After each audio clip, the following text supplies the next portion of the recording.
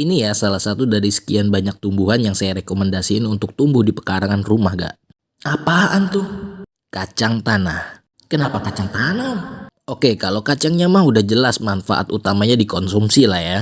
Tapi yang saya mau omongin ini manfaat lainnya untuk tanaman gak? Ya buat pupuk, buat penutup tanah, buat penyubur tanah, penyuplai nitrogen, penghasil sumber protein dan mineral yang tinggi.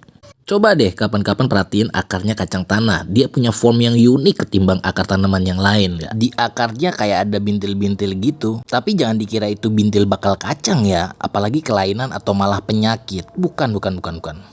Nah itu kenapa ada bintil-bintilnya, Om? Oke, jadi sederhananya bintil di akar kacang itu tumbuh karena hasil simbiosis saling menguntungkan antara akar dengan bakteri rhizobium. Ya kayak kupu-kupu sama bunga lah konsepnya.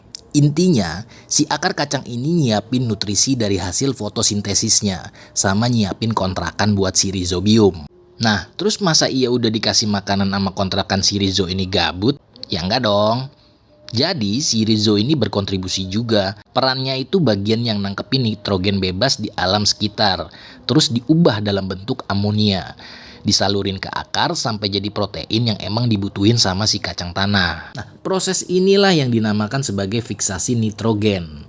Sebenarnya si rhizo ini ngontraknya nggak cuma di kacang tanah gak, tapi ada juga di jenis tanaman leguminosa lainnya kayak kedelai, buncis, kacang polong, dan lainnya. Tapi tetap kacang tanah inilah yang paling tinggi unsur haranya, baik nitrogen, kalium, kalsium, magnesium, dan sulfur. Kedua, terus kacang tanah ini nggak berebutan nitrogen sama tanaman lainnya. Jadi nggak ngeganggu produktivitas tanaman yang emang lagi ditanam. Malah sebaliknya, karena si kacang tanah ini kaya, punya banyak nitrogen, dia bagi-bagiin gratis ke tanaman lain di sekitarnya. Sultan ya. Jadi cocok lah buat jadi tanaman penutup atau mulsa alami. Ketiga, daun kacang tanah yang rontok atau dipangkas itu bisa juga jadi sumber nitrogen tanaman lain, termasuk akarnya yang sebagian mati juga mengandung unsur nitrogen.